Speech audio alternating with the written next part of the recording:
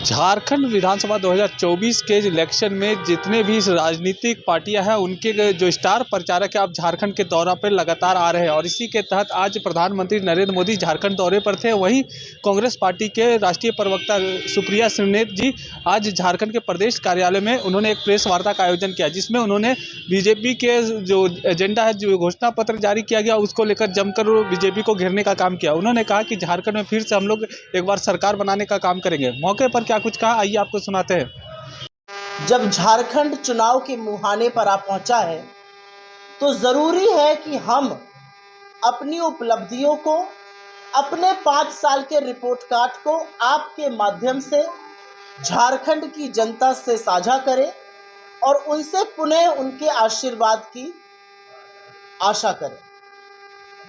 हमारा report card A+ है। हमने ऐसा कोई वर्ग, ऐसा कोई तबका नहीं है जिसके लिए काम नहीं किया है। उपलब्धियों से भरा हुआ एक रिपोर्ट कार्ड है और उसकी कुछ झलकियां आपके साथ ज़रूर साझा करूंगी। अपने विरोधियों पर थोड़ी बात करूंगी, क्या देश का, प्रदेश का माहौल है, और उसके बाद आपके सवालों का स्वागत है। जब झारखंड चुनाव के मुहाने पर आया है तो मैं एक महिला होने के नाते मुझे खुशी है कि मैया योजना के तहत 57 लाख महिलाओं को हमने लाभार्थी बनाया। उनको 1100 रुपए देते थे, हमारी कैबिनेट ने ऑलरेडी डिसीजन ले लिया है, हम उनको 2500 रुपए देंगे सरकार बनते ही। जब झारखंड चुनाव के मुहाने पर आया तो मुझे ये बताते हुए खुशी है कि झारखंड के 42 लाख लोगों को 200 यूनिट मुफ्त बिजली का और जो बकाया बिल माफ हुआ है उसका लाभ पहुंचा है। हर परिवार की करीब करीब 1100 रुपए महीने की बचत है इस बिजली की माफी से और इस बिजली के 200 यूनिट मुफ्त होने से।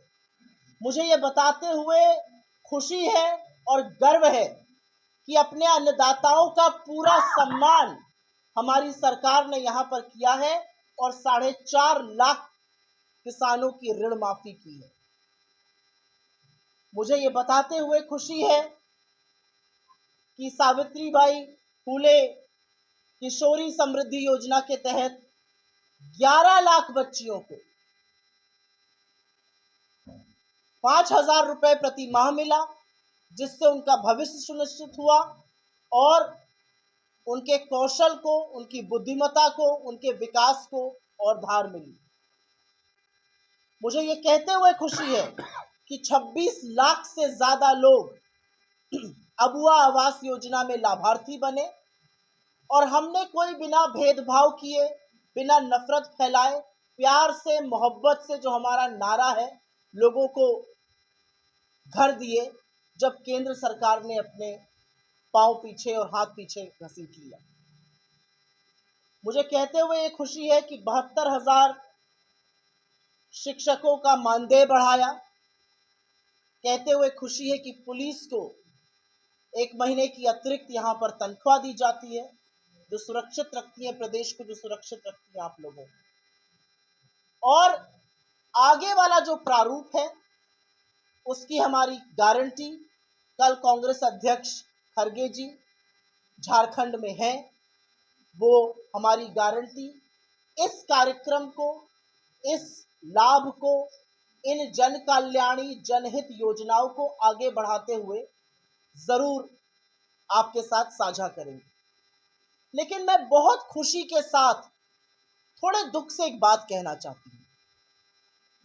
आपका, झारखंड का 1,36,000 करोड़ रुपया केंद्र की सरकार दबाए बैठी हुई है। ये वो खनन का पैसा है जो आपको मिल जाना चाहिए था।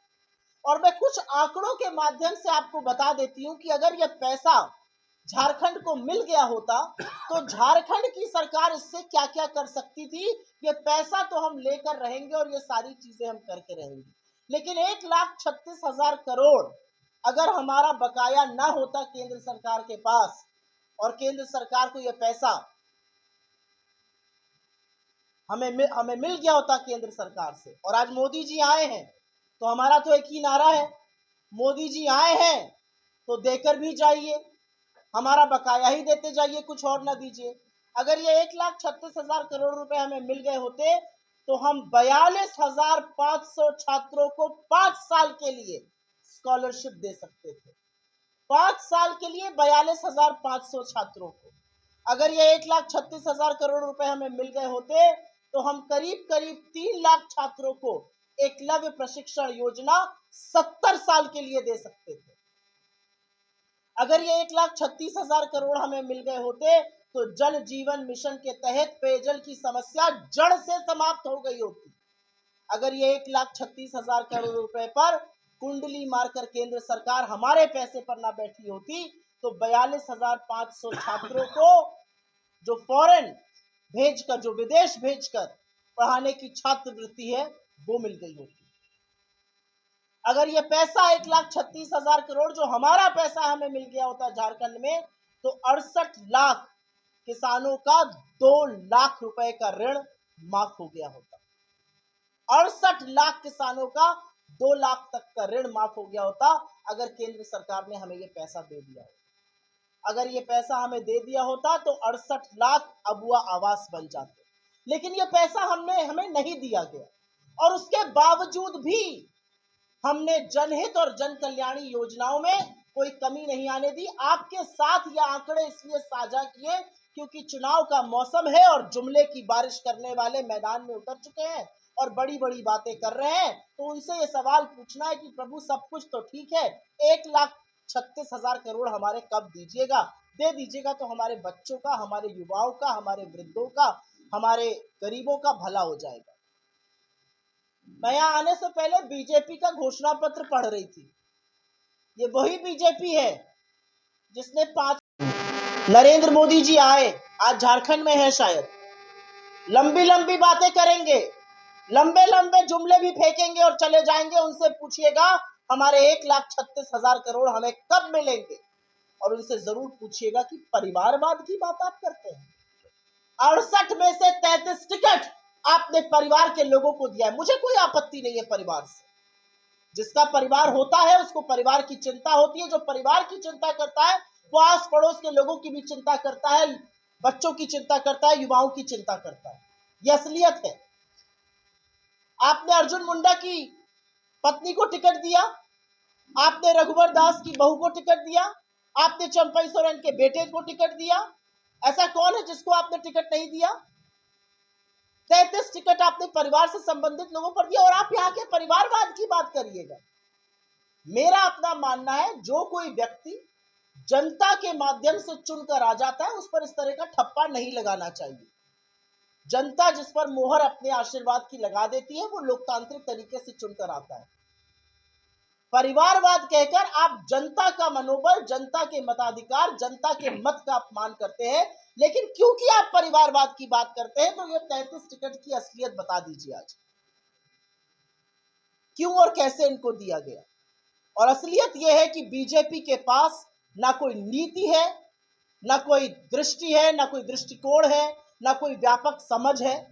असलियत यह है कि उनको एक नेता भी इंपोर्ट करके लाना पड़ा जो एक सेफ सीट ढूंढते रह गए और अब जो सीट मिली है वहां पर हारने की कगार पर है।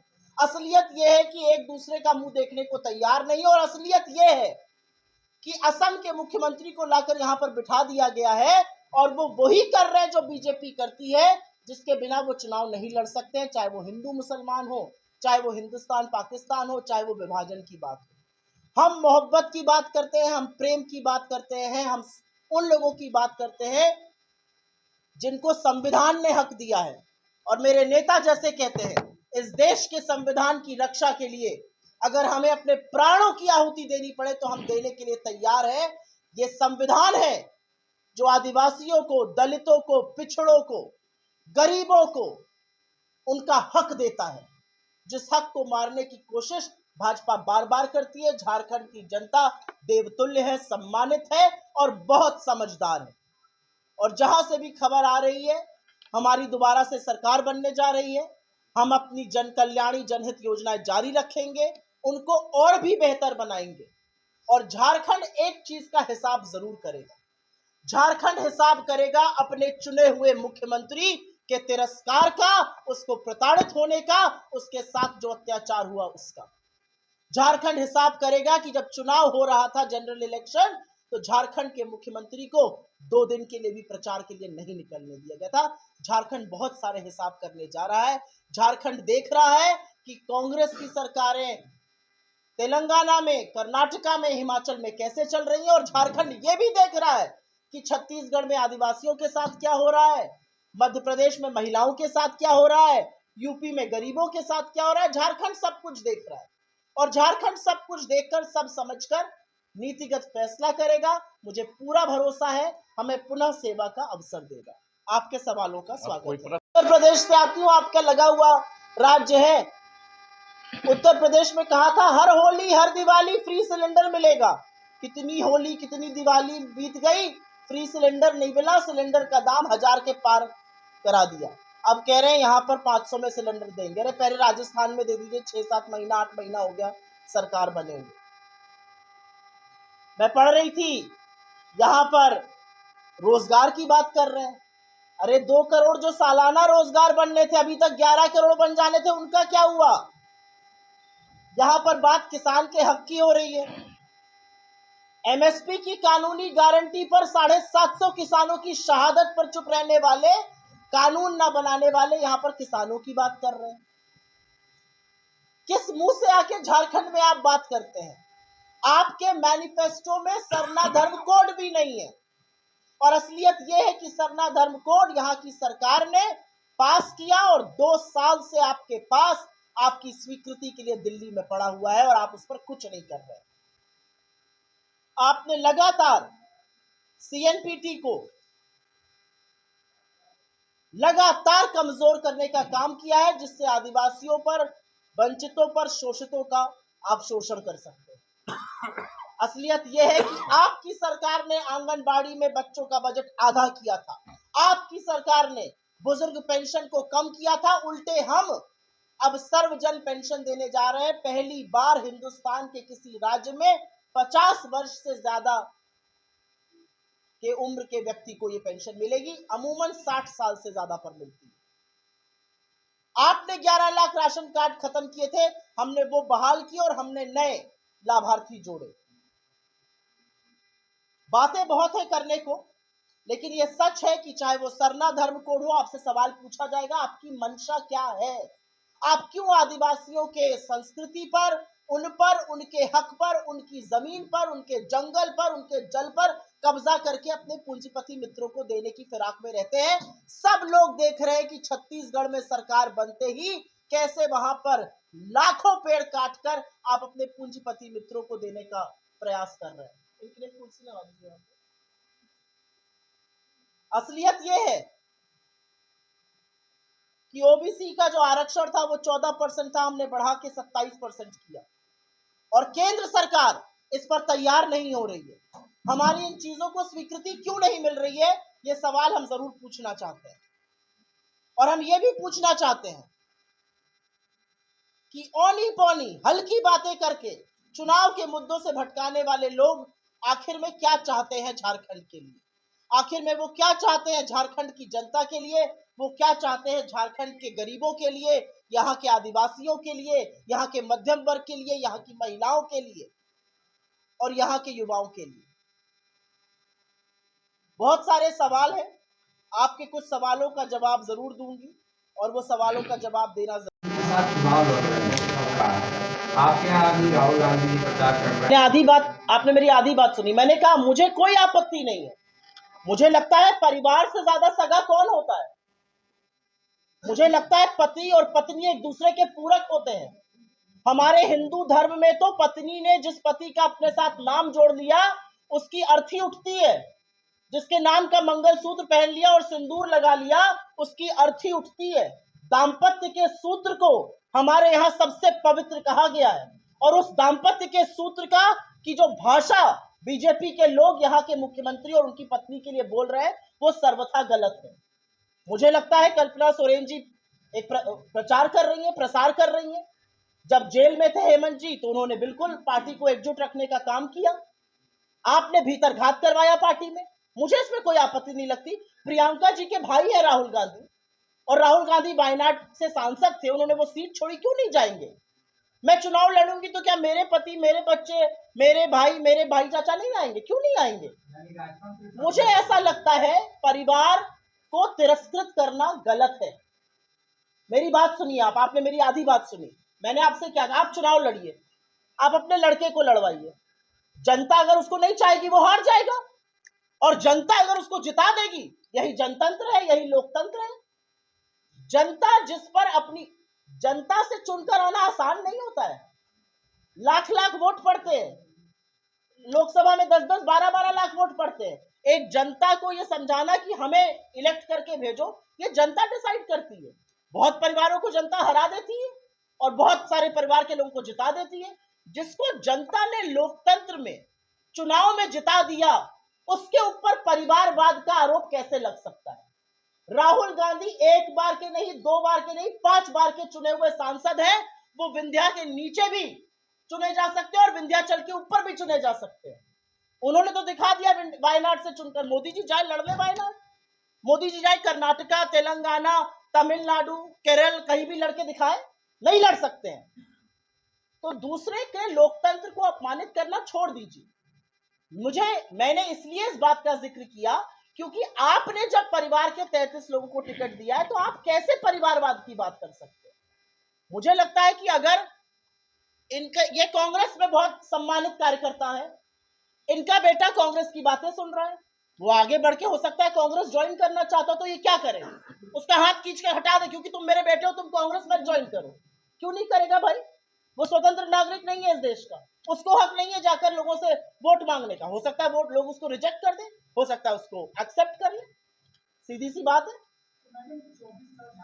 ये आरोप है कि बरगला रही है आदिवासियों को। बीजेपी की 19 राज्यों में सरकार है इस देश में। 19, 1 नहीं, 2 नहीं, 3 नहीं, 4 नहीं, 5 नहीं, 19 राज्यों में सरकार है। ले आए ना बाकी जगह यूसीसी। आप सरना धर्म कोड की बात नहीं करते अपने बजट में। किस मुंह से आप आदिवासियों का नाम लेते हैं? हमने यहां से पास करके भेजा हुआ है, 2 साल से आप उस पर कुंडली मार के बैठे हुए हैं। जहां पर इतने आदिवासी हैं, वहां का 1,36,000 करोड़ रुपए बकाया आपने रखा हुआ है, जो इनके लाभ के लिए इस्तेमाल होना चाहिए था। बीजेपी किस मुंह से बातें करती है? बीजेपी चुनाव आने पे शगुफे छोड़ती है।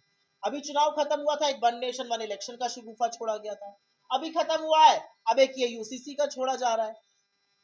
ये इस देश का संविधान है। हमारे लिए इससे ज्यादा सम्मानित और इससे ज्यादा पवित्र दूसरा कोई ग्रंथ नहीं है। ये देश इस संविधान से चलेगा, क्योंकि ये संविधान इस देश के दलित को, इस देश के आदिवासी को, इस देश के पिछड़े को, इस देश के गरीब को, इस देश की महिला को वो हक देता है जो देश के सबसे अमीर आदमी का है, जो देश के प्रधानमंत्री का है, जो देश में किसी पुरुष का है। इस संविधान पर आंच आएगी तो हम बिल्कुल खड़े हो जाएंगे, और बीजेपी इस संविधान से चिढ़ती है। आपको याद होगा चुनाव के पहले उनके तमाम लोग संविधान बदलने की बात करते थे। संविधान बदलेगा तो किसका बुरा होगा? इन्हीं आदिवासियों का बुरा होगा। आदिवासियों की बात करना चाहती है बीजेपी, आए एक डिबेट करे। क्यों छत्तीसगढ़ के जंगल काट काट के पूंजीपतियों को दिए जा रहे हैं?